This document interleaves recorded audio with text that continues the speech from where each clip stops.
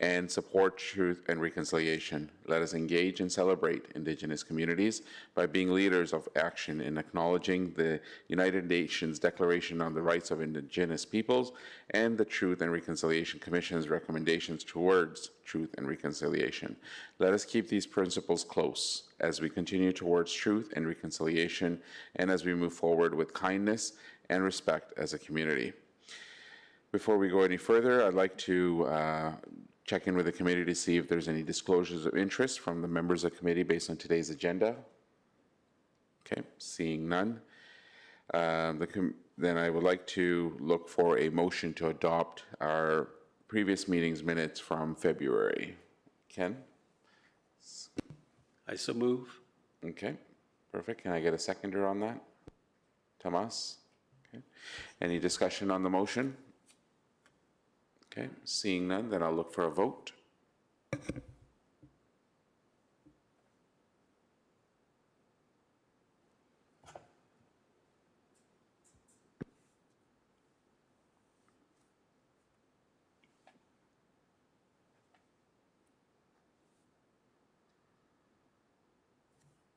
And the vote has been carried unanimously.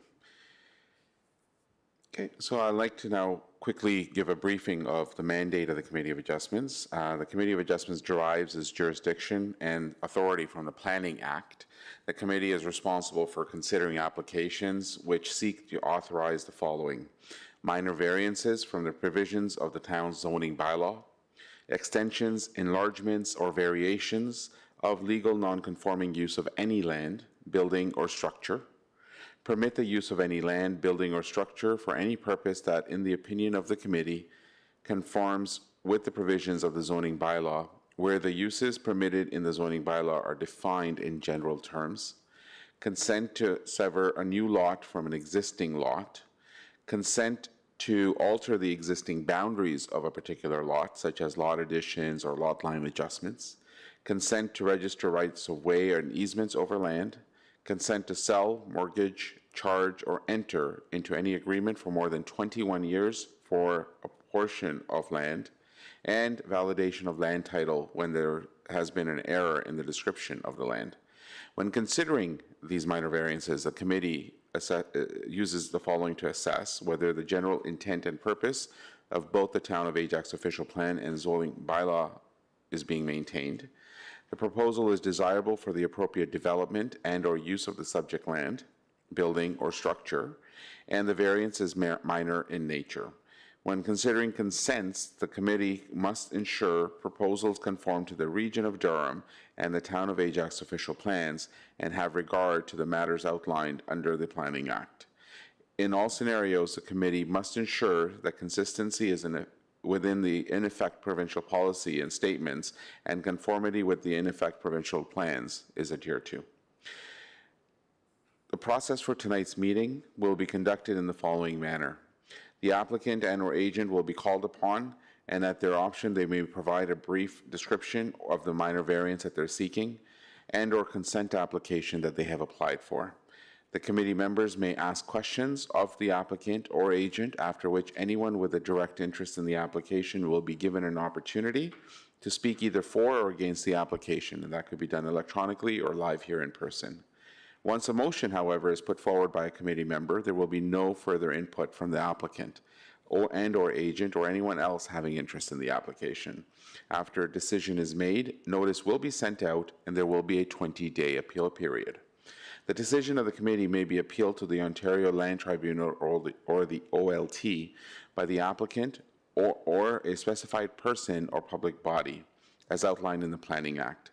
Please note that third-party appeals, meaning appeals from neighboring landowners or members of the public, are not permitted. The decision will become final and binding if no appeals are received during the 20-day appeal period.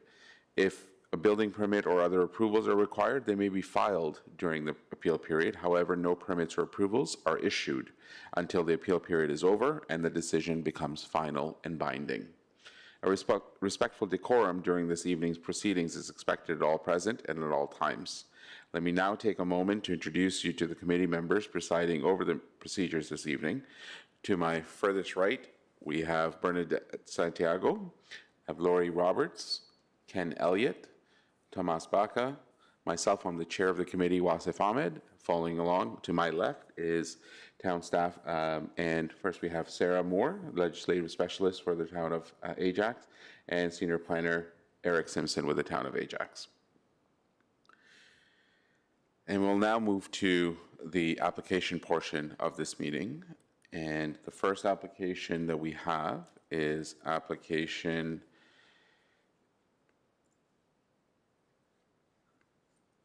A3523, thank you, for 38 Ontario Boulevard. And this particular application is seeking relief on a permanent setback from the front lot line of 11 meters, a minimum setback from the rear lot line of 7.3 meters, and a maximum lot coverage of 32%. Is there an agent or applicant here? You may have to press the button there. Yep, there we go. There we go. Good evening. Okay, good evening. Good evening, Mr. Chair, members, council members, and committee staff. My name is Giorgio Lobos, representing the followers for the following here in front of us today. This afternoon, I submitted some supporting materials prior to the deadline. I'm wondering if you do have them, just in case you need to ask any specific questions on those supporting documents that I submitted. Through the chair, who did you submit those to? I never received them. It was done through my office based on the link that we were supposed to, as addressed on the letter. No, I never received anything. Okay. I have brought them with me. Unfortunately, I only have one copy. If you'd like, I'd like to sort of just bring them to you, and just so you can cipher through it if you want to. This is self-explanatory. Yeah, sure. And just while we take a quick pause for that, Eric, can you confirm whether notice was served on this application and whether any responses were received otherwise? Yes, so notice was served, and there was the one piece of correspondence which was provided to the committee. Okay. So therefore, we're here today to request 3 minor variances. As it's actually related in the staff report, there's 3 minor variances that we're asking for. The 3 minor variances also are in conjunction with some previous applications that were either piggybacking or actually asking for a little more relief. The first one is the minimum front yard setback of 11 meters. If you noticed, part of the circulation that I gave was a site plan, and the site plan clearly indicates that the most closest points of our request is actually to a planter, which is basically a decorative feature in the front of the house.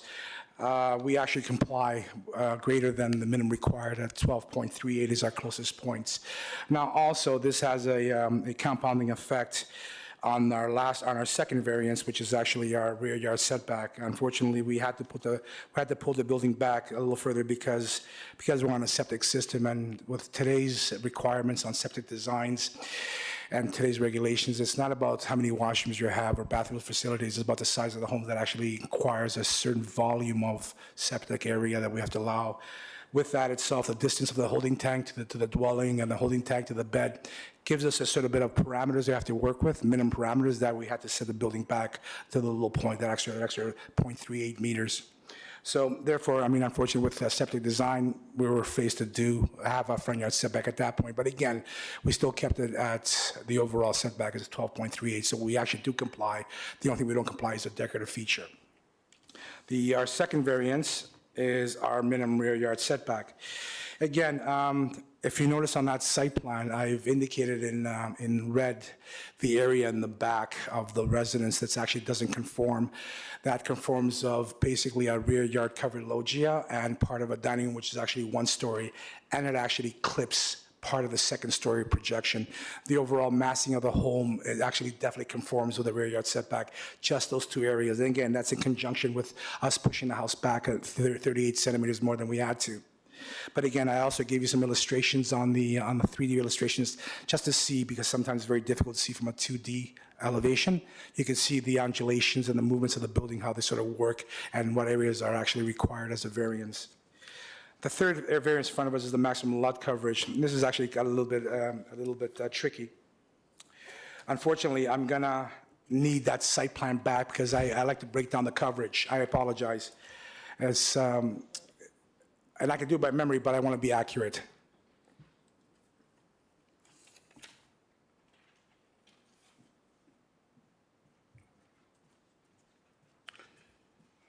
Basically, the coverage, the overall coverage of 32% consists of two areas that we are also encasing here. There's areas of the dwelling itself that actually have, thank you so much, that actually has properties of areas of roof, which is actually part of coverage.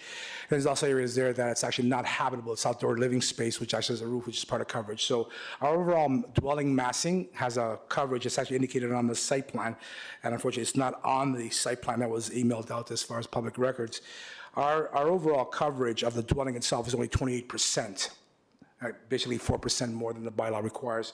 Our balance of 32% is basically encompassing the rear yard covered loggia, the front yard porch area in front of the garage as far as the breezeway, and the rear yard patio roof line. Again, having a structure, a roof structure over it is subject to calculations of coverage. So again, it's not total dwelling, it's broken down that percentage itself. Okay, anything else? Any questions, I'll be more than happy to address any questions the panel has. Okay. Thank you, first of all, for that presentation and the extra material. I am going to just highlight that we do have, as committee members, a report from town staff that does recommend approval to the committee based on a series of 6 conditions. Have you seen this report? Correct. We've seen the report. We acknowledge that report. Okay. And do you have any issues with meeting any of those conditions that are outlined? I mean, if I give me a second to turn to my client, see if he has any issues at all. Sure. Vic, you read it? No issues at all, right? We're good? We're good. I can read them out to you just in case, if you would like. I have them projected on the screen as well. Yeah, Mr. Chair, Vic Scroll and my wife Dawn, we've read the report and we fully intend to comply with it. We have no issues with any of it. That's wonderful. Okay, thank you. Appreciate that. Okay, then I'll open it up to questions from the committee.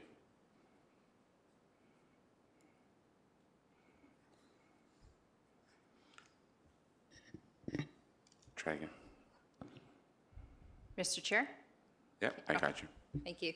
So I just, and perhaps maybe staff can assist, I'm not sure who to direct this question to, but I just wanted to confirm, as I looked at the report on page 4, there's an indication here that says that the proposed septic system has been approved by the Durham Regional Health Department. Is that, can you confirm that actually has happened, that they have confirmed that the septic tank based on the measurements of what's required for the size of the dwelling? Go ahead. I'm sorry, I forgot your name, but. Bernadette Santiago. Bernadette. Yes, I can confirm that they have approved the septic system that I believe was part of our application, and that has been accepted. Okay, and the reason why I'm asking, just as a follow-up, I just don't want to run into a situation where you appear before us another time when there's a situation where you don't actually have the proper septic tanks. No, I can appreciate that. We were well advised by town staff to get that in place before we submitted our application. Okay, thank you. You're welcome. Okay. Lori? Hi, thank you, Chair. I just wanted to ask through you to staff. In the report that we were provided on page 2, it makes reference to the 2 previous variance applications that were approved, one in June 2004 and the other one in June 2005. And I'm wondering what these new variances, if they impact the old ones that are binding to the property already. Through the chair, the variances still stand as they run with the property. However, 2 of the specific variance requests, actually 3, sorry, look to further change them. So that's why they're submitting a new variance. But the other ones that aren't being talked about in this minor variance application, they still stand and they're compliant with it. So they're compliant with what's already happened and now they're essentially adding on to that. Correct. Okay, thank you very much. I'll follow that one up quickly as well for town staff. So does that mean that the most lenient of the reliefs that's being requested would apply on the property? Meaning, for example, so you had This is, I guess, call it the third iteration of minor variances, and the bylaw relief being requested for the rear lot line, for example, which is now 7.3 meters. It wasn't as generous in the previous ones. I believe it was 10 and change or 11 and change or something like that. So the 7.3 being the most lenient would be the one that would, all the other two would show as well, but this one be the one that we would measure conformity against, correct? Mr. Chair, that is correct. It would take trump over everything else. Right. Okay. Sorry about that long-winded question. Ken? Through you, Mr. Chair, I believe this will be the town staff. Am I correct that this property is outside of the environmental protection zone? Through the chair, yes, that is correct. There is no environmental protection on the property. It abuts the environmental protection, which is the lake shore. Thank you. Okay. Any other questions come to mind, folks? All right. Seeing none, we'll take a pause there. We'll look to see whether there's anybody here in attendance, either speak for or against the application, whether in person or online. Mr. Chair, I do have Mr. Vincent online. Mr. Vincent, if you'd like to go ahead and unmute. Do you have me? Good evening. Hello? Yep, we can Yeah. hear you, but your audio is quite faint. Try and turn it up a bit. Is that any better? That's much better. Good evening. There you go. Good evening. So you're speaking to the Committee of Adjustments for this application, and I believe you wanted to speak either for or against the application. No, I'm not speaking against the application. I made a statement that was provided to council, submitted today with just concerns we had and hope that they could be addressed. I think they're fairly self-explanatory. Okay, sure, you can outline them. I believe you have that. Let me double check. This was the public comments earlier? That was the correspondence that was sent earlier today. Okay. So are you from 32 Ontoro Boulevard? Correct. Okay. Okay. So yes, the committee, I can confirm that the committee has received your written correspondence from yourself and from Connie, and we have reviewed it. Did you want to highlight anything in particular from that, sir? No, other than having my concerns addressed, we'd appreciate that.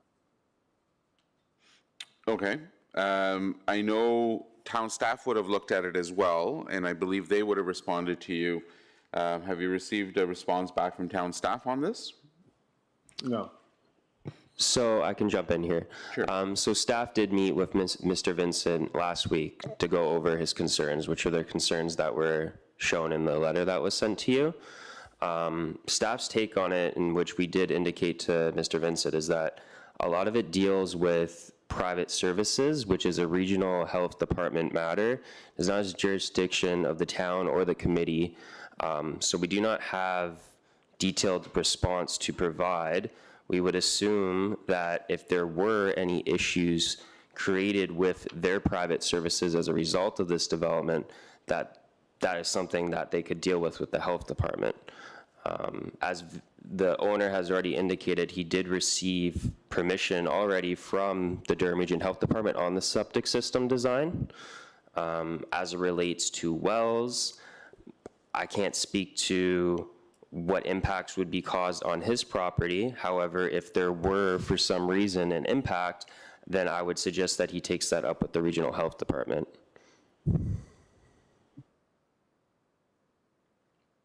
Okay. And was there, so health hazards were, I think, the biggest one, and especially in terms of the well. Did you have anything else to add, Randy? Oh, sorry. The meeting that we had, I believe, was only a couple days ago, and that was just a very brief period of time where no details were outlined whatsoever. So there was a very brief meeting, and then my concerns were forwarded. So none of that really was discussed as you are right now. But the point being that as an existing home on well and water system, we do have concerns, and we wish that those are at least recognized as a large structures being developed beside us.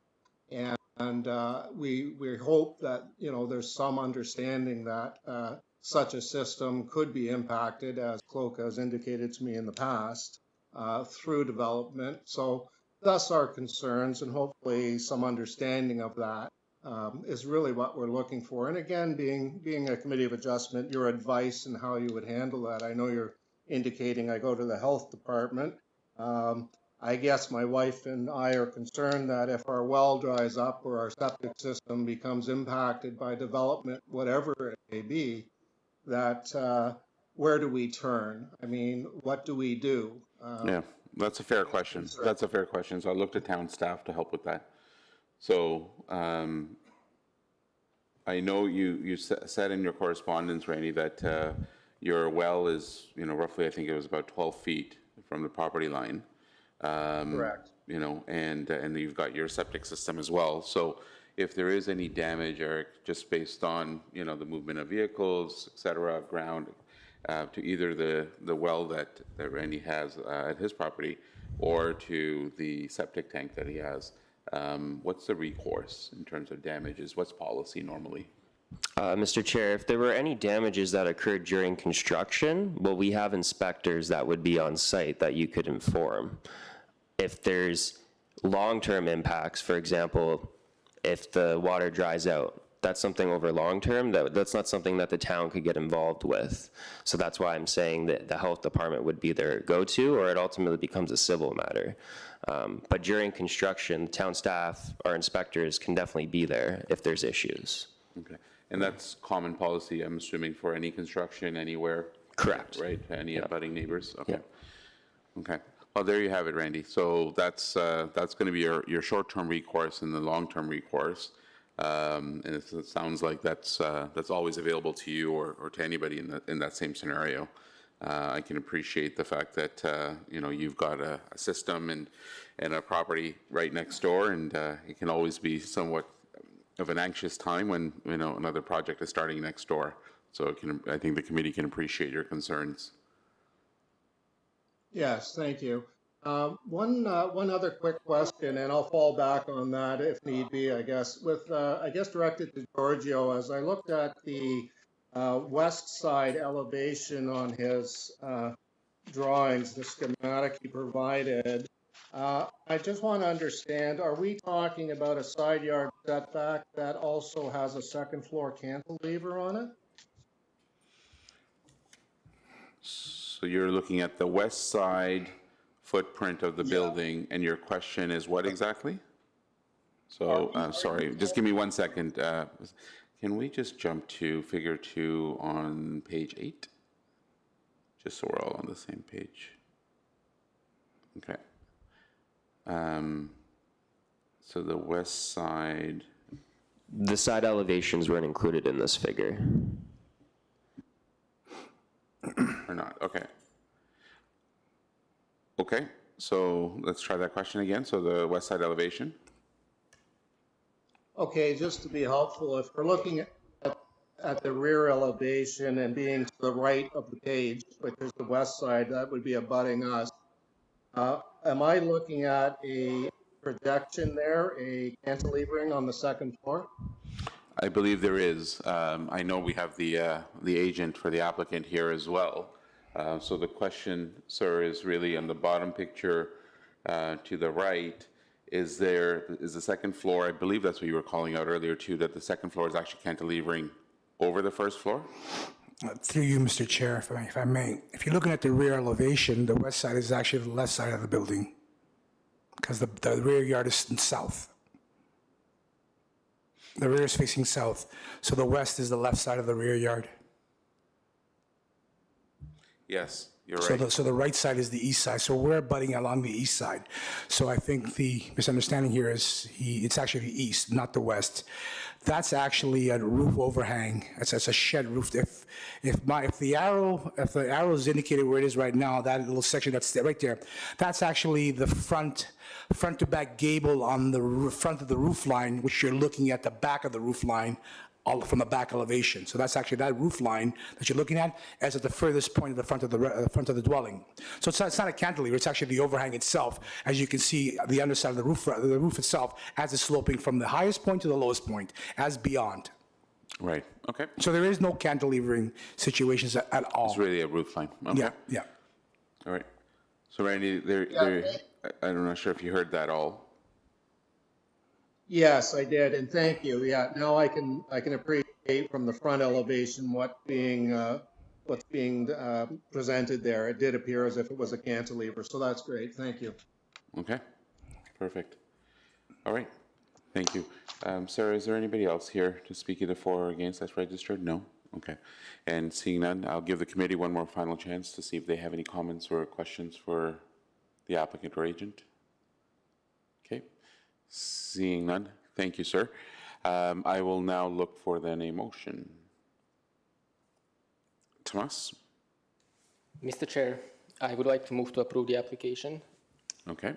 A 3523, subject to all staff conditions on the basis that it is minor in nature, desirable for the appropriate development and use of the property, and in keeping with the general intent and purpose of the official plan and the zoning bylaw. Okay, great, thank you. Can I get a seconder on that? Lori, thank you. Any discussion on the motion? Okay. Seeing none, then we'll look for a vote.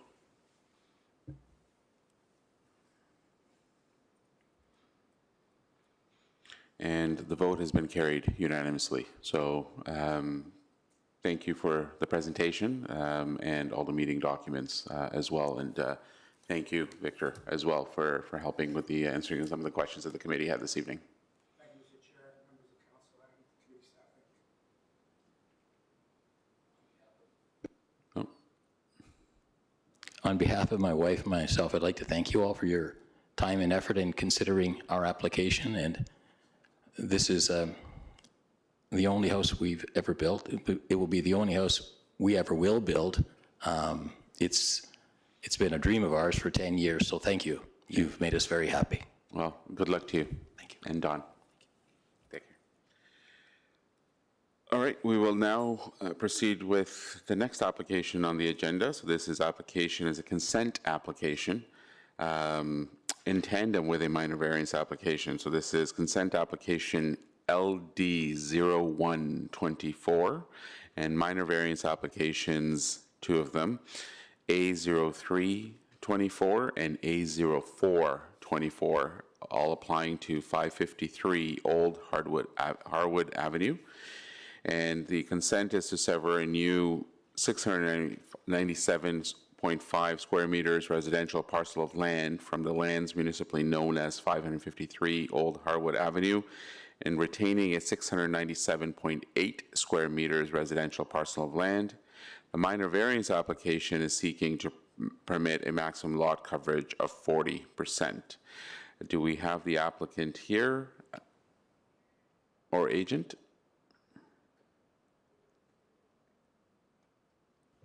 Arlene, if you'd like to unmute yourself.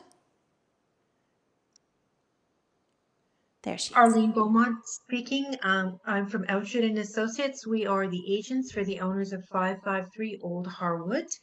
Here tonight to request consent from the committee to create a new lot by severing the existing lot in half.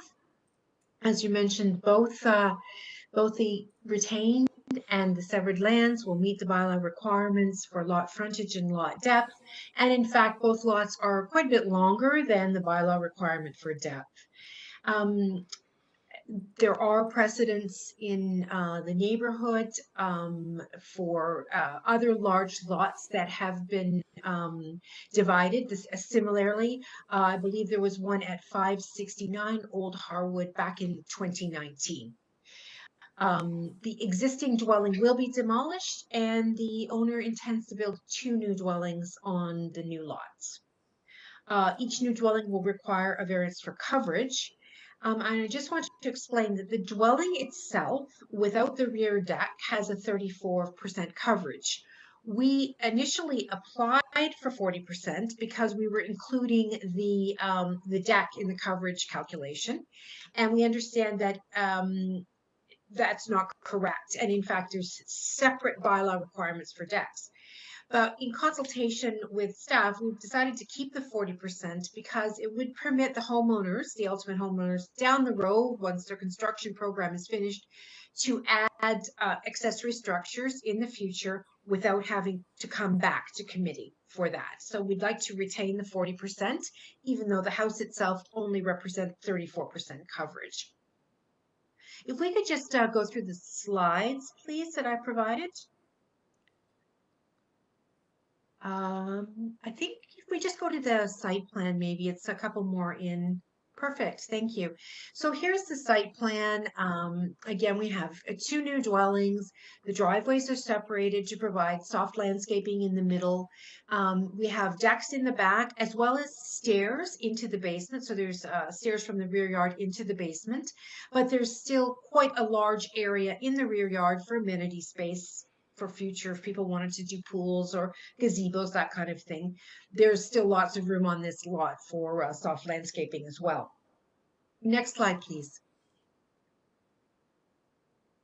So I thought it would be good to show the committee what the houses would look like once they're built on the street. So this gives you the view from the front, what they'll look like when they're built together.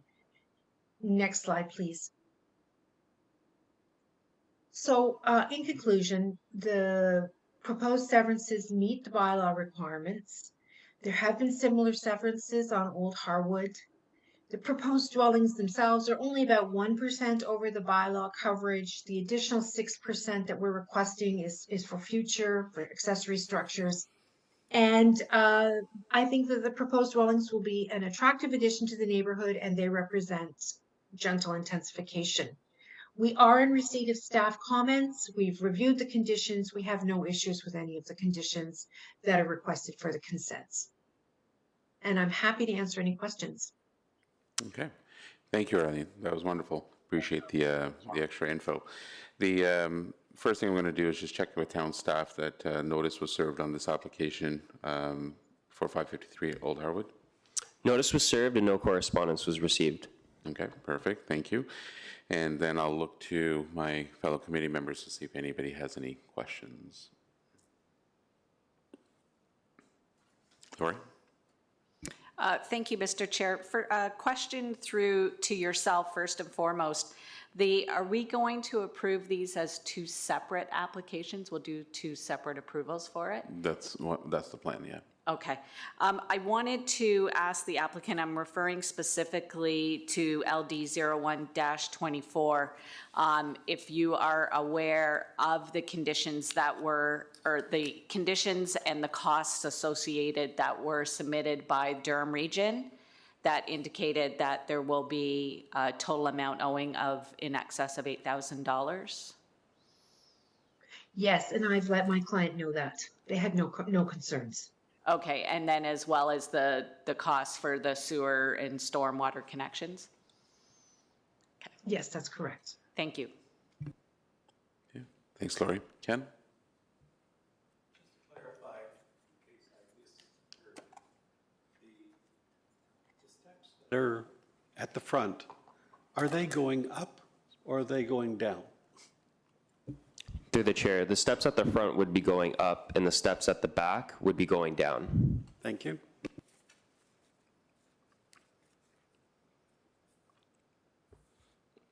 Any other questions? Okay.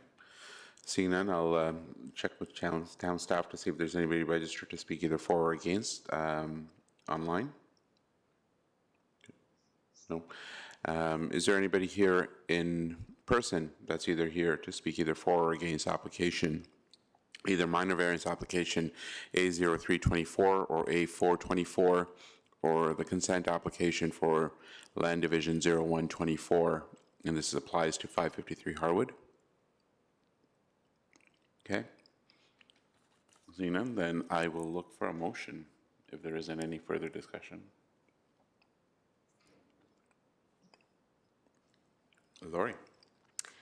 Thank you, Mr. Chair. I will put a motion forward to approve consent application LD 01-24 for 553 Old Harwood Avenue as it meets the, I don't even know what our line is for this one, I apologize. I just suggest that we approve it. Recommend that we approve it. Okay. No, that works. As it satisfies all the requirements. Okay. Can I get a seconder? Okay, Ken?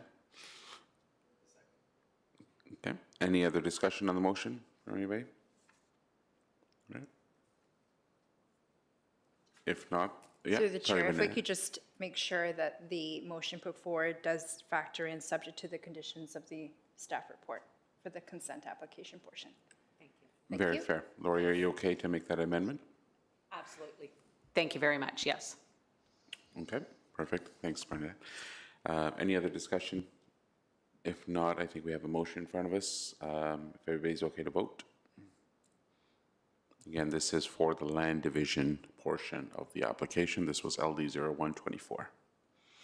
And that motion for land division 0124 has been carried. And we would now have the minor variance application portion of the application. And again, if there isn't any discussion on this one specifically, then I'll look for a motion from committee. Lori? Thank you, Mr. Chair. Yes, I recommend approval of application A0324 and A04-24 for 553 Old Harwood Avenue. As it is minor in nature, meets all the tests and subject to the conditions outlined in the staff report. Okay, thank you, very clear. Can I get a seconder? Bernadette? And can I look for any discussion on the motion before we go to vote? No? Okay, so let's vote.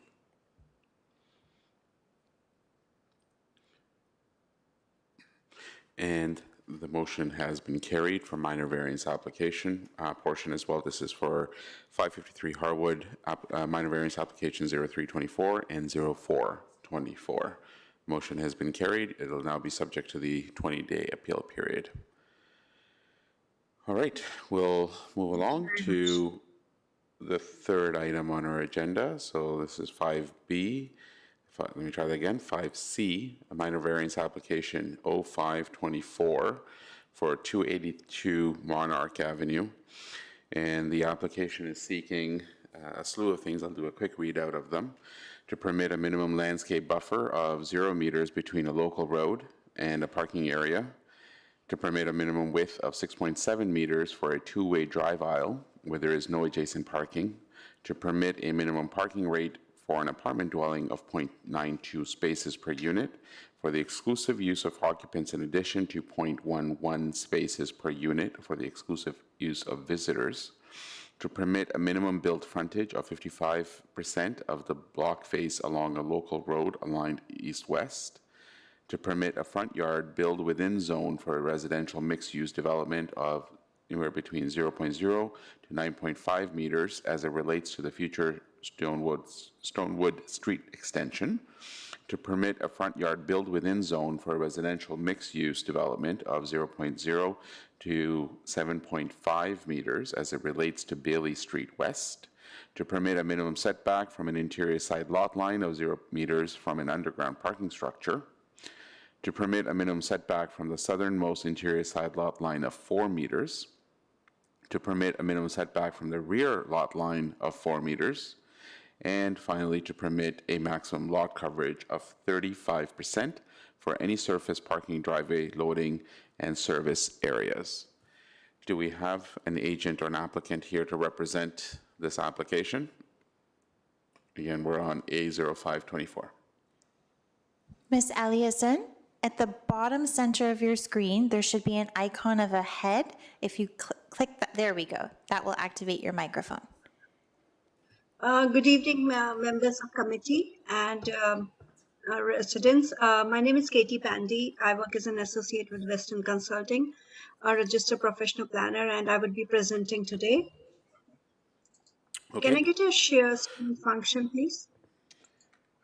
Good evening, Hania. So just before we get into your sharing, first of all, thanks for being here to help present and answer any questions the committee may have on this application.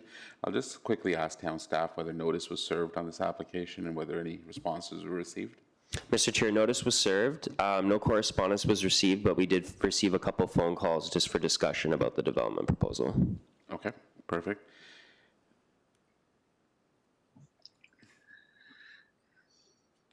On that note, I've been joined by our transportation planner, Nixon Chen, our architect, Samiha Afreen from Taze Architect, and our planner, Duncan Russell. Can I get a share screen option, or I just want to go to the staff report, figure 4 and figure 5, please? We have shared the screen and made a connection with you. I'm not sure if you could use the left-hand side of your screen. There should be a button that says share screen. There we go. Thank you. No problem. So this is for, sorry, my voice is echoing. This is for 4 tower, which are 25-story, mixed-use development. We comply with official plan policy. We comply with the intent of the zoning bylaw. The full move access is from Monarch. Bailey Street would be widened, and there's a Stonewood extension, and the land would be conveyed to the town. The Stonewood extension is to connect the property to the properties on the north, and their variances are resulting from that. So I would start with variance number 6, which is resulting. It is for front yard setback, and since very early in the process, we started this process in 2019 as a site plan application, and very early in the process, Durham region indicated that they would go for road widening. So we are providing a front yard for 7.5 meter, which is more than required to accommodate this road widening feature. Then I go to the variance number 2. We are seeking a variance for minimum width of 6.7 meter instead of 7 meter, and 6.7 meter is functional. We have transportation planner to answer that question. So this variance is justified. Then I would go to the variance number 10. We require a variance for underground parking for minimum setback, and it won't create any privacy or overlook space because it's an underground parking. Then I would go to the variance number 3. We require a reduction in parking space, and what we are proposing is 0.92 per unit for occupants and 0.11 space per unit for visitor.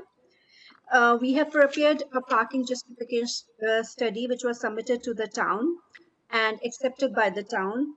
Some of the features which was mentioned in the parking study, we did a proxy site study which indicated, in fact, we have a surplus parking. We have made other TDM measure for satisfy the deficiency parking by shared parking space. Presto card would be available to all occupants, carpool space, bicycle parking. Further, Monarch would be conveyed to the town and the road would be widened, so on-street parking would be provided on Monarch. The rate which we are proposing is what a similar rate has been approved in other applications in the town. And I would also like to note that the town is going through the comprehensive zoning bylaw, and the current rate would be further reduced and adjusted. Then I would go to variance number 10. In terms of the lot coverage, the maximum permitted is 30%. We are proposing 35%. This is to accommodate additional surface parking, driveways, loading, and service area. I would also like to take this opportunity to say, to provide that each building would have their indoor and outdoor amenity space, rooftop amenity space. Plus, we have shared common amenity space. So this project in total all doesn't compromise on any urban design guidelines and any urban design guidelines mentioned in the official plan policy, and has been reviewed by development engineering staff, transportation staff, and planning staff. There are other technical variances which are on the which is resulting from the future extension of Stonewood Extension Road. This road would be conveyed to the town, and due to the curvature of the road, we require some of the technical variance. Like for certain low points, we are going to 0.45, which is accepted in other city for underground parking, such as City of Toronto, but here we require a variance. So there won't be any privacy. Intent of the zoning bylaw won't be compromised because it's an underground parking space. Variance is required, so there won't be any compromise on privacy and overlook. Also, we require a variance here for front yard. Stonewood Extension would act as a buffer for the properties on the west. So again, there won't be any compromise on the intent of the zoning bylaw in terms of the privacy. I've been joined by our architect since there are list of variances here to be approved. And I'm thankful to the planning staff for working us through this process since last 2 years and bringing us to this step of providing a proposal which is acceptable to the town. We have an architect on the call and a transportation planner on the call to provide any additional details if required. Thank you. Okay. Thank you, Hania. That was really comprehensive. Appreciate that. So let me open it up to my fellow committee members to see if they have any questions for you or your team. Ken? I have concerns about the rationale for variance number 3, the parking requirement, and I wondered if you could give us more explanation that would help understand why so the apartment dwelling is going down to 0.92 spaces, but my particular concern is on the change for the visitor parking spaces, and my colleagues may have more comments too. So, I have a Nixon Chen, transportation planner. oh, Hania, you're cut out there. I don't know if you hit mute by accident. Sorry, I have Yep. Nixon Chen, who can add more on the transportation part, and parking, who has prepared his firm, Lee Consulting has prepared a parking justification study. Okay. So I would invite Nixon to shed light on it. Thank you. Okay. So good evening, Nixon. Can you hear us? Hi, Mr. Chair. Yes, I can hear you. Can you hear me? Yep, we can hear you loud and clear. Thank you. Did you get the gist of the question? Great. Yes, yes. So there was concern on the visitor parking rate. Yep. Is that correct? Yeah. We have conducted parking surveys in the town. Sorry, there's so much echo. Okay, yeah. So we have done surveys to based on the terms of reference discussion with the town staff with respect to both residential and the visitors. So the rate came up based on the discussion and consensus and the studies that we have conducted. It's a reduction, but it's a reduction that can be supported by the surveys, and it's also supported by the staff. Okay, so you were cutting in, or at least kind of going back and forth in terms of total volume. But I think what I heard was just the fact that you guys have done surveys of other like properties, and that's the rate that you guys have seen. Is that right? Yeah. So that's how you've developed Correct. the 0.11. Correct. And also with discussion with the town staff, and the town staff has agreed with our findings. Okay. Ken, follow up? So I'm reading from the staff report, and it's saying that there's 1,773 units, and if the parking that was being provided at the rate provided in the bylaw, there would be 2,217 parking spaces for occupants and 444 parking spaces for visitors. But using the new rates, it's providing 1,829 parking spaces, of which 1,632 parking spaces for occupants and 197 spaces for visitors. And I'm reading at the bottom of page 12 of the staff report.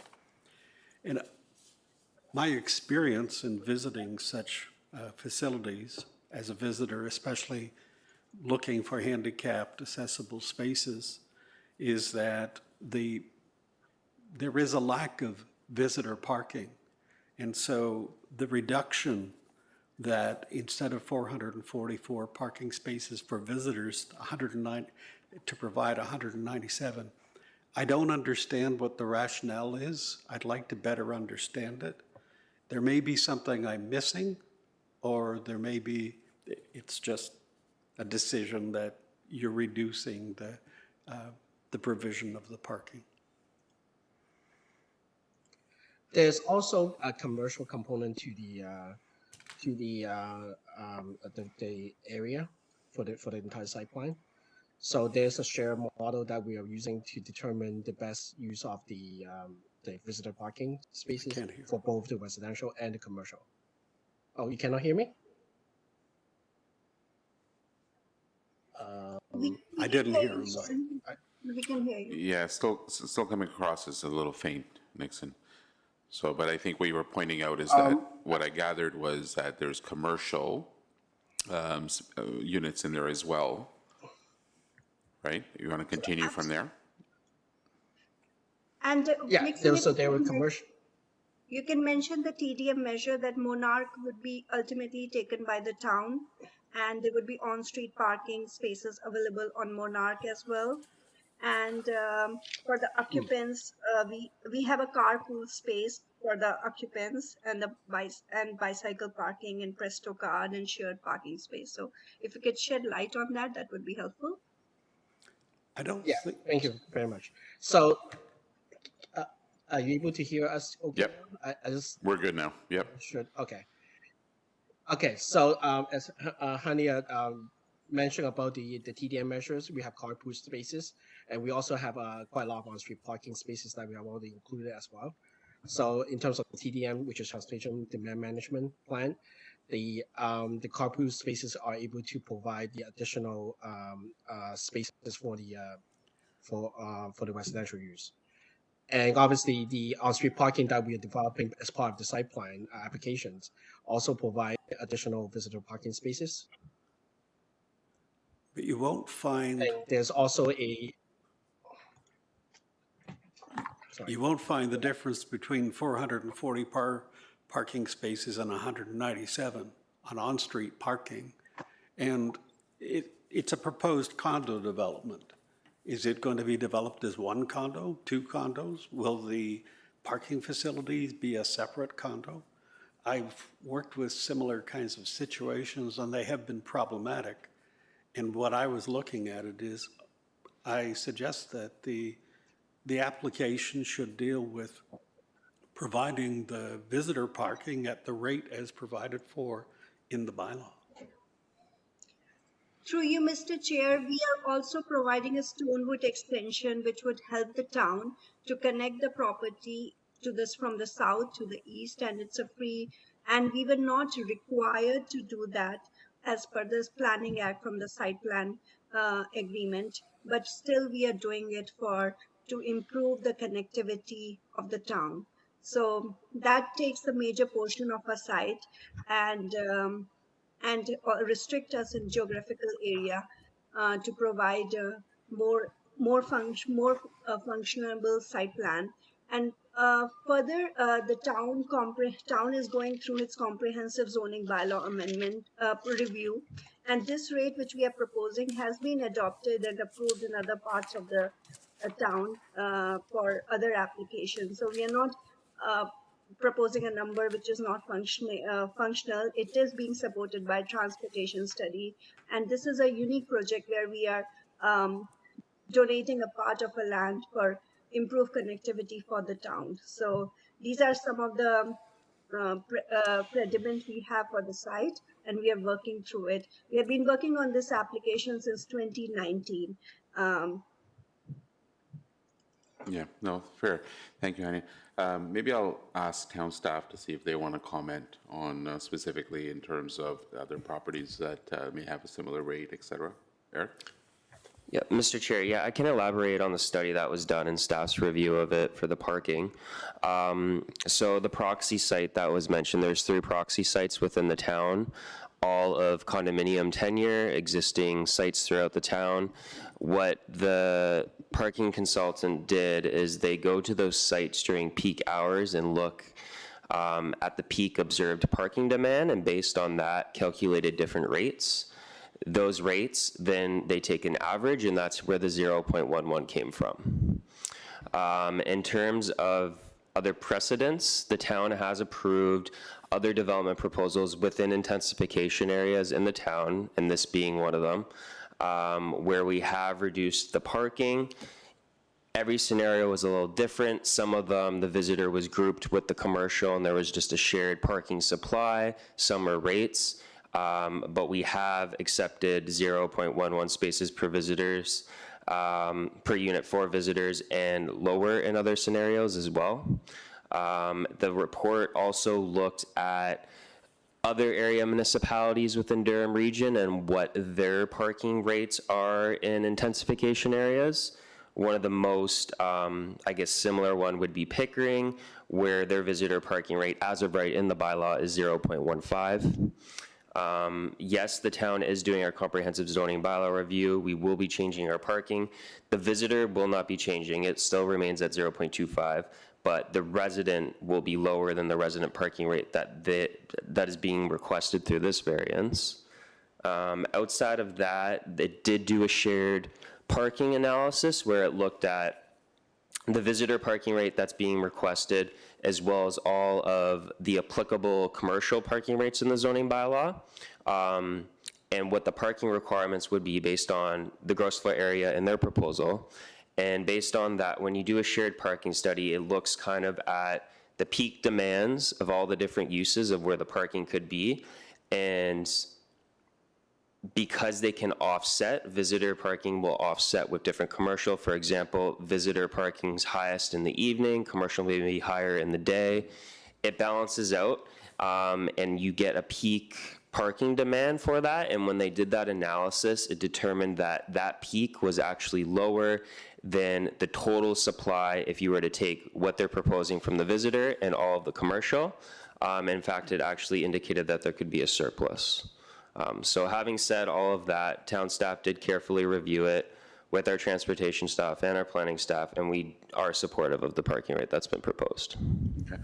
Can I make the assumption that when town staff, especially from transportation, looked at it, they would have looked at perhaps the closest I can kind of think of would be the buildings right behind Pat Bailey Square by Ajax Community Center. Not to put you on the spot, do you think that those probably had a similar rate of? So the Pat Bailey Square specific developments, they have a lower resident parking rate than what's being proposed. Their visitor, though, is grouped with the commercial. We didn't feel that was appropriate in this scenario because the commercial is a lot larger in this development, so that's why we separated the two. I don't have the numbers off the top of my head, but they were generally in line with this, as they did the same type of justification. Right. Okay. Ken?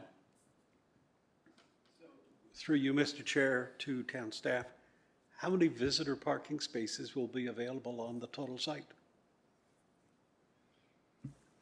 I would have to do the math, just 1 second.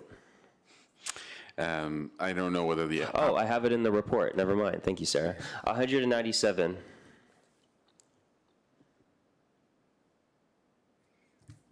That's the total with, based on the 0.11.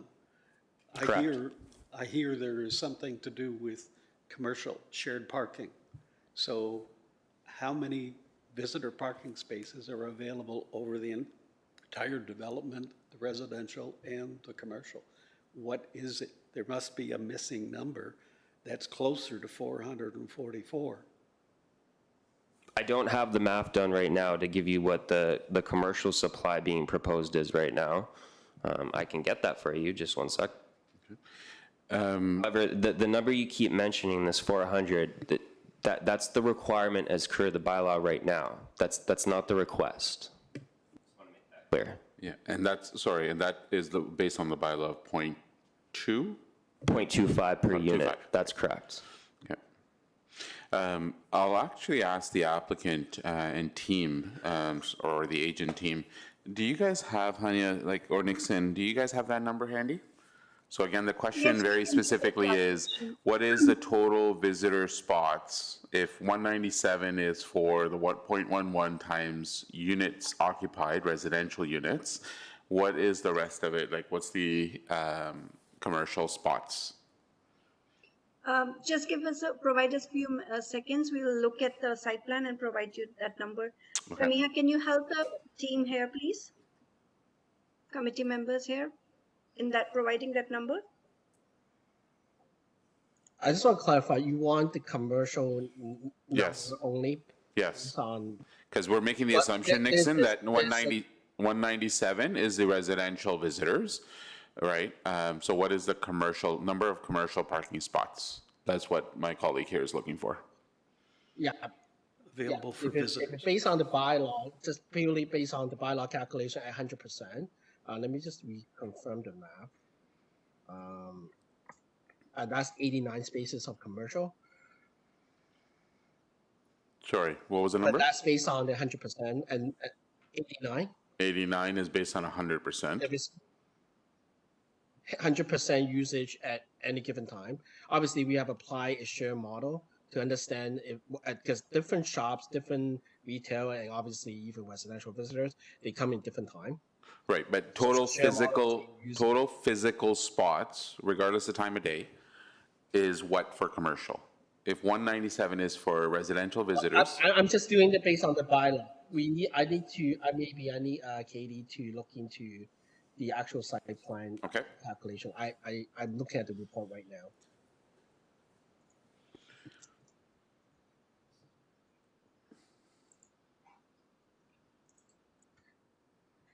Need to.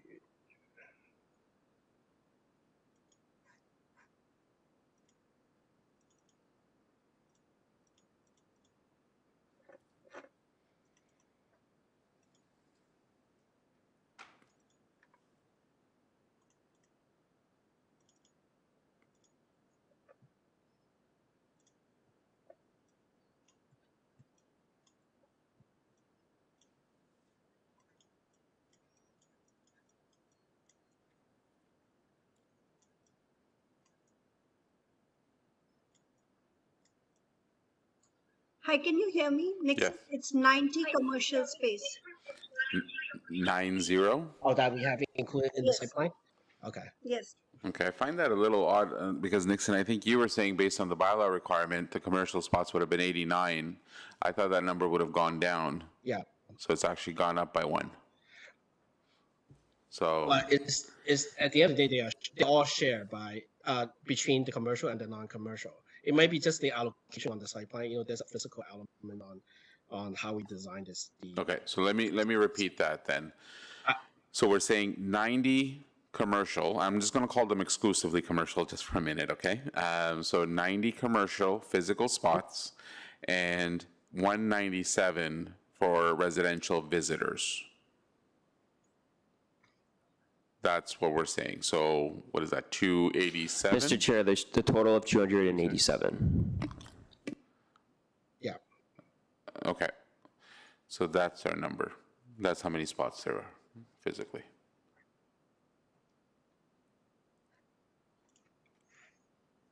I'll let that percolate for a minute. Bernadette? Am I to understand then, and correct me if I'm wrong, we have a total of 287 spots, be it commercial or visitor parking. And what is being suggested that the current bylaw, there should be 144 parking spaces for visitor parking. So what is being suggested, first of all, we're talking 287 is a lot less than 444. And is what is being suggested is that the additional 90 parking spaces under commercial be used as visitor in the event that there's a need for additional visitor parking. Through the chair, correct. The current bylaw requirement for visitor parking is 0.25 spaces per unit. That works out based on the units that have been proposed to be 444 parking spaces. The applicant is proposing a visitor parking rate of 0.11 spaces per unit. That works out to be 197 parking spaces. They are meeting the commercial parking requirements of the zoning bylaw. That works out to be another 90 spaces. Because they're saying that there will be a shared parking pool, the visitor and the commercial would ultimately be together, yes, that would imply that if there was a need for more visitor or if there was a need for more commercial, you could balance it out and they could use it. So the total in that pool is 287, but we're not dealing with the commercial parking as part of this variance. It's specific to the visitor. Yeah. To that, thank you, staff, for those comments, because it was helpful. My concern is that there's a significant amount of parking lost for visitors, and to make the suggestion that, oh, well, you can use either side, be it commercial or visitor, does not fulfill the current 144 spaces that is currently available under the current bylaw without the variance. So I'm just raising that and putting that on the record. Perhaps maybe the applicant could comment to that.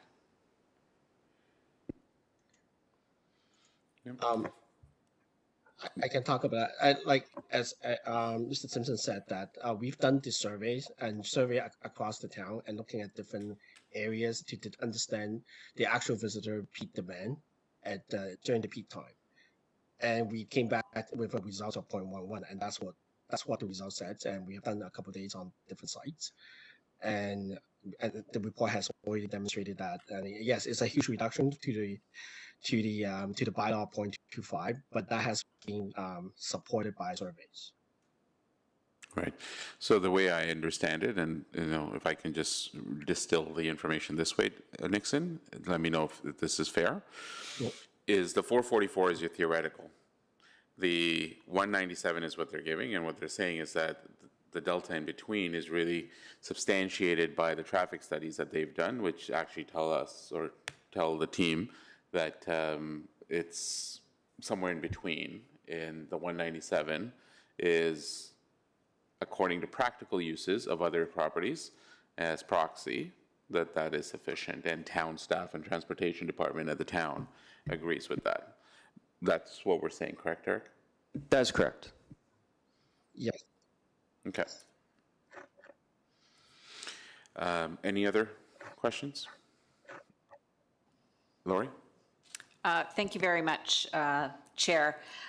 I have a couple of questions that are all over the place, starting with, I'm just a little bit confused about it makes reference a couple of times in the staff report to the future development of Stonewood Road. And a couple of these variances are based on a future unrealized event that hasn't happened yet. And I'm curious what the impact is if that Stonewood Road is not developed as anticipated here. How does that impact what's happening? Through the chair, so we have considered two scenarios, which is why the way the variances were, there was a kind of temporary interim condition and then ultimate. So in any means, the town's intent is to take the lands necessary for this road through this development proposal as a condition of approval, which we can do through the site plan application. So there'll be two scenarios. When the lands get conveyed to the town, because this is a more comprehensive project, we need additional land. It's not just this property to make this road work through. We need more additional land. It will just be town-owned property, which means it will just function as a parcel. So that north lot line that follows the road, that curve, will then become a rear lot line, which is why there's a variance for that. The other scenario is when, in the ultimate, and we have all the land, and we're able to actually construct this extension from Monarch all the way to Mackenzie, it will be a right-of-way, which means when you have a lot line next to a right-of-way, it's a front lot line. So that's why we've done variances for that as well. There's no scenario where it will just be private property, as one of the conditions of this approval ultimately is that they convey the land to the town. So we've factored in those two, and that's why there's different kind of variances for each one. Okay, thank you. I'd like to first of all say that I actually really do like this development. I think it will fit in with that community, with the mixed-use development of it. However, I am very concerned about the parking ratios as well. For myself, however, it is the residential parking spots that I have, the occupants in there that I have concern with. There is supposed to be 1,773 units, and there's only going to be 1,632 spaces provided. That's not one car per unit. As much as we want to be a bicycle city, we're not. And people who are buying those properties will almost always want a minimum of one parking spot, more often than not two parking spots. And I can guarantee you that it becomes problematic when trying to resell those properties. I think we're creating a very big problem with this reduction in spots. I very rarely have seen it to be successful. So I am concerned about that. And my question in regards to that, because that's variance number 3, are we able to approve just a few of the can we take one variance out and not approve it, but approve the other ones? Through the chair, correct. You do not have to approve every variance request together. You can approve certain ones. Okay. And then another out of the parking question, one of the comments in the staff report refers to the property that abuts Bailey Street, how it's going to be very close to Bailey once Bailey does the widening of the street there. And the wording of it made me concerned, how close to Bailey is that going to be? So just to clarify, the right-of-way isn't actually being widened. There isn't any land takings along the frontage of the property. The roadway within the right-of-way will be widened. So that means there'll be more traffic lanes. But that just means that the boulevard will be smaller. We don't know what that looks like. It's a long-term plan for the region, as it's a regional road. But what the region required and requested of this applicant in the town is that we push the building back further, just so that when comes the time that they do widen the roadway and they need to grade the boulevard, they want to still be able to have, I guess, what you would typically find within a boulevard, maybe as additional buffer on the private property. So that's why they asked that. So it's not as if the road is right next to the building at all. There's still a significant buffer on the private property before the right-of-way even starts, and the right-of-way will not be going right up to the lot line. Okay, thank you. And then my final question, it just kind of came as a result of the applicant, what she was talking about, and she referred to Monarch being conveyed to the town. Is that not already a town road? Monarch is a town road. What she was referring to is there's an actual right-of-way widening required for that. So the town is requiring a 1.5 meter widening. So that means 1.5 meters inwards of their property has to be conveyed to the town. Okay, thank you. I appreciate it. Thank you. Okay. Thanks, Laurie. Tomas? Oh, sorry. I requested again. Thank you, Mr. Chair. A question regarding vehicular access for the development. The staff report indicates that there is 2. However, the drawings are not very clear on where those are. Could you help me point those out? Sorry, can you just repeat I missed the beginning of your question. So I'm wondering where are the vehicular access sites for the development? Correct. Could you point those out Yeah. to me? I'm having difficulties finding them. Yeah, okay, so you can see the site plan. So this is a site access that's proposed onto Monarch. The second one is here. It shows it like this because ultimately this is Stonewood, so if it gets extended, it would go like this. However, until that happens, there would just be kind of like a driveway access here. So that's the second access. Eventually, though, this will be like a proper intersection. I see. So the second access is contingent upon the Stonewood. No, there'll still be a second access. It's just, it will basically be an easement over town property that just functions as a driveway until the actual road is extended. Okay, thank you. And so in regards to that, given the size of the development, we're talking almost 1,800 units, almost 30,000 square feet of commercial space. Is there any concern with the traffic going in and out of the development since those sites are not equipped with lights? So a traffic impact study was completed for the development proposal. There's been numerous variations of it. There's still comments to address, but generally there's nothing, there's impacts obviously, but there's impacts over this whole corridor as we proceed with growth in general. There's nothing specific as a result of this development that's requiring specific triggering other than there'll be traffic signal optimization improvements that have to happen, but there's no specific like lane improvements or anything like that. Okay, thank you. Okay. Ken?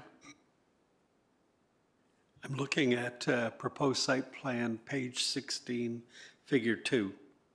And I note that the buildings are identified by a number system. So I presume it's going to be a staged development, and the ones that are closest to Bailey are called 1A, 1B, and I presume that they would be built together. So if you have a second access at the north end, which is this Stonewood, what's going to happen in this area during the first phase of development to build 1A and 1B that's going to provide access, or is it going to only be a single access? So it is, you're correct, it is a phased development. It's currently proposed as a 4-phase development, with phase 1 being the one that you'd mentioned closest to Bailey. There would just be the one site access at that point in time, the one that's directly north of it. So there's two 25-story residential buildings with the 7-story podiums in between, and there is commercial space in that area. Correct, it's the strikes me U-shaped building that has the podium, which is 7 stories, and then 2 towers, which are both 18, for a total building height of 25 stories. So how much of the underground parking is being constructed with phase 1? So they've also proposed a phasing plan for that. It would not be across the whole property, it would still be in phases. What we've had the applicant complete is a phasing plan for parking to show that based on the units, the commercial, visitor, everything, that for each phase, it would still be in compliance with either the requested variances or the zoning bylaw. A lot of those details are still to be worked out though, because they're still going through the site plan application process, and it's a very complex project. Understand. Thank you. Okay. Any other questions, folks? Okay. Seeing none, is there anybody here to either speak for or against the application? Again, we're on minor variance application for 282 Monarch, application number A0524. Sarah, do we have anybody logged in?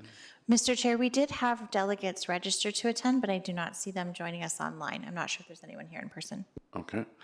And is there anybody here live in person to either speak for or against this application for 282 Monarch? Sure. Sir, I'm going to get you to sign in. Sorry, we've got a small little formality. I'm just going to get you to sign in that sheet. I think all the columns are marked.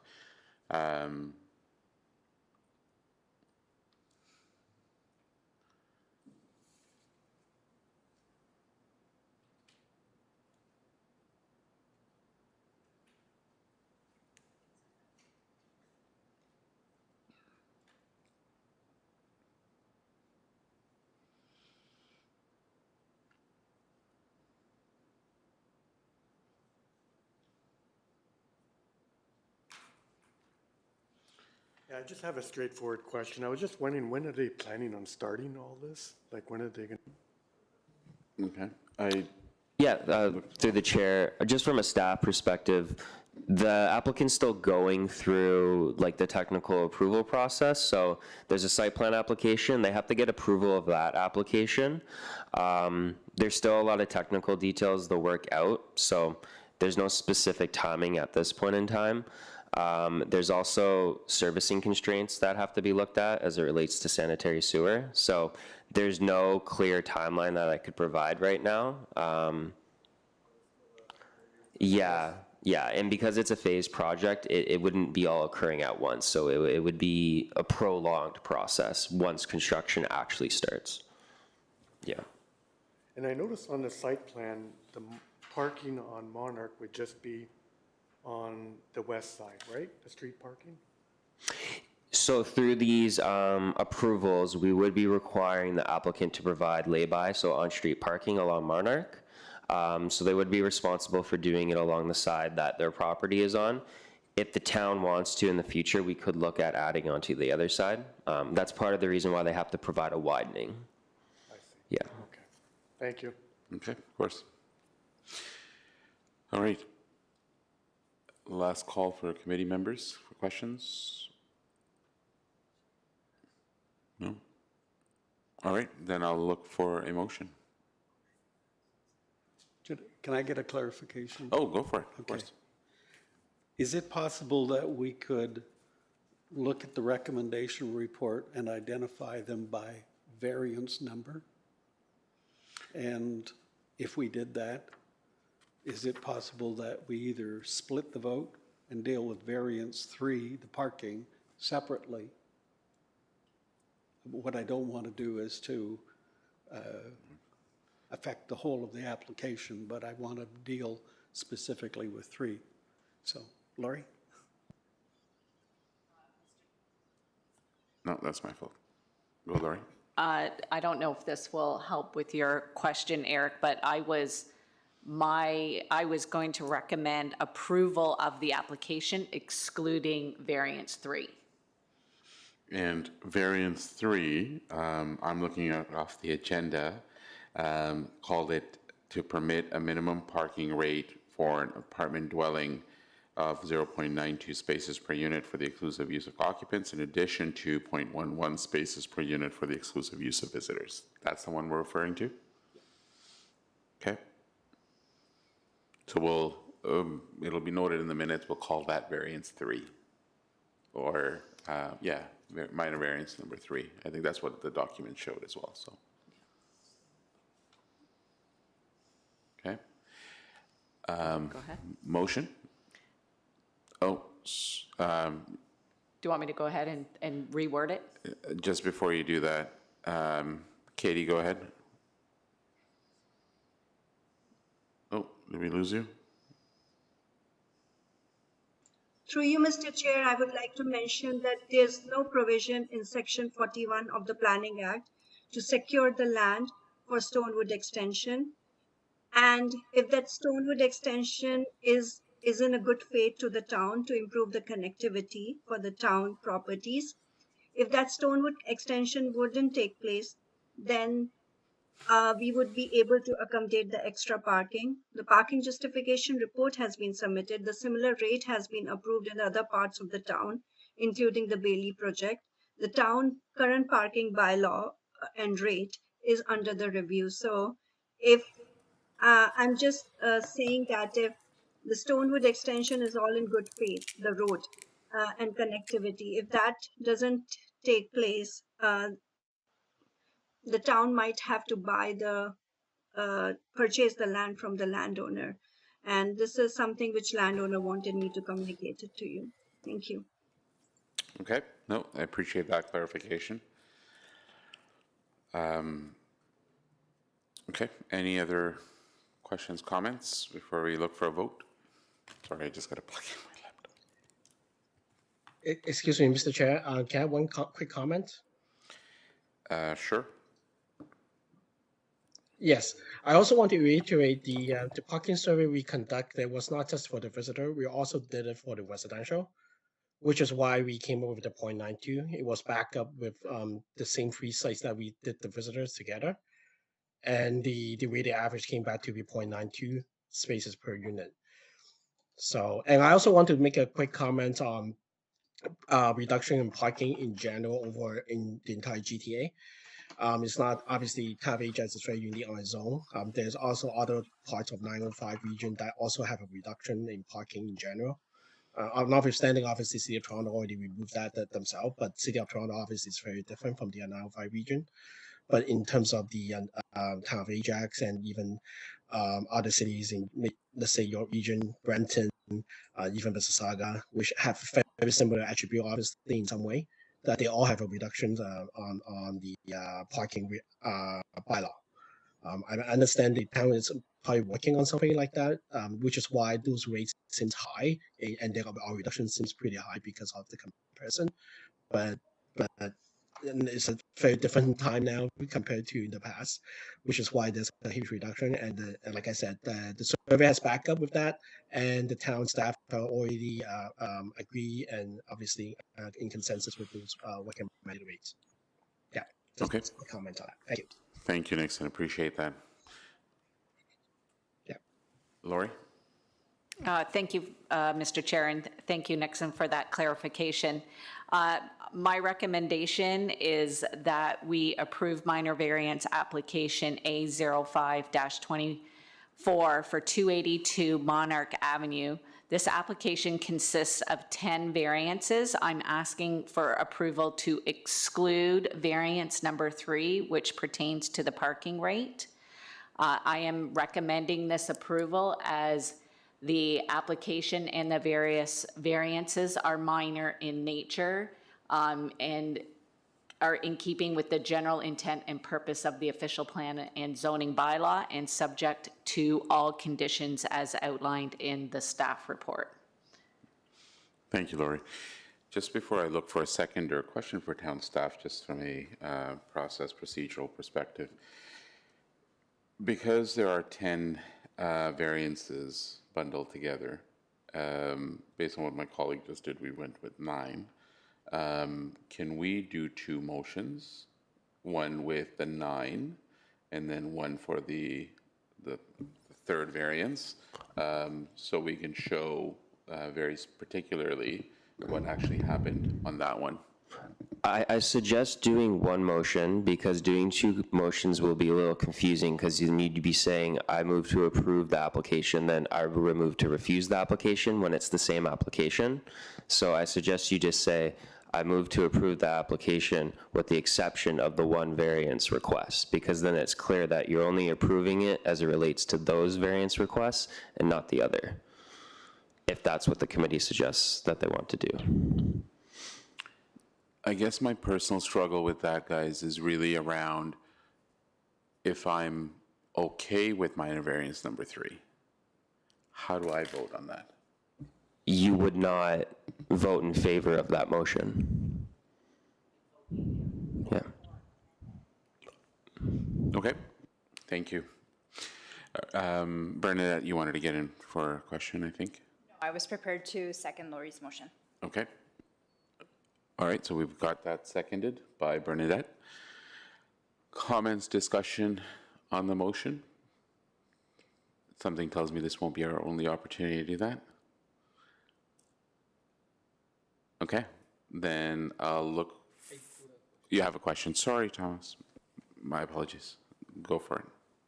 So just to confirm, we are voting on a motion to approve the application except for the parking variance? Very particularly variance number 3, which was parking rate of 0.92 for occupants and 0.11 for visitors, where the bylaw, I believe, states 0.25 for visitors. Okay.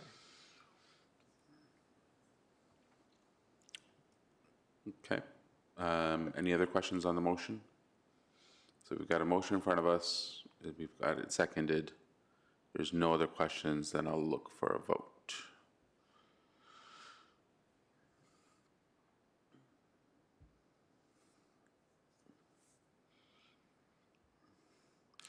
Okay, so the motion has been carried. So this is, again, the motion for minor variance application A0524 for 282 Monarch. And with all, out of the 10 minor variance applications, minor variances being sought, the parking rate or variance number 3 is excluded in this approval. And this approval will be subject to the 20-day appeal period. Okay. So thank you, applicant and agent team. Really appreciate all your help with all the questions. All right. Any other questions, comments? Through you, Mr. Chair, I have a question. So Sure. if variance number 3 is not approved, That's right. So minor variance application, the third minor variance, which was the parking rate of the 0.92, 0.11, was not in the motion. So that means it has not been approved.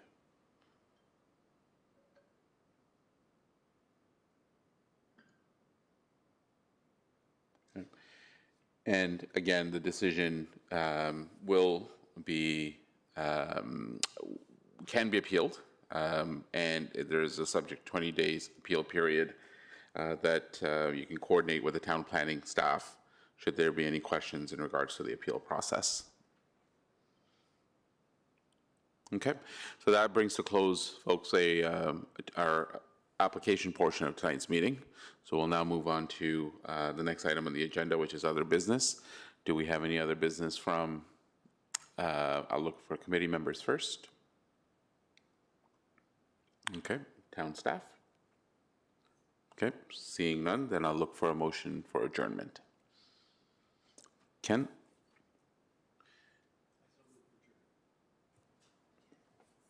I move adjournment. Okay, thank you, Ken. Can I get a seconder on that? Okay, Bernadette. And any conversation, discussion on the motion of adjournment? Seeing none, then I'll look for a vote on adjournment.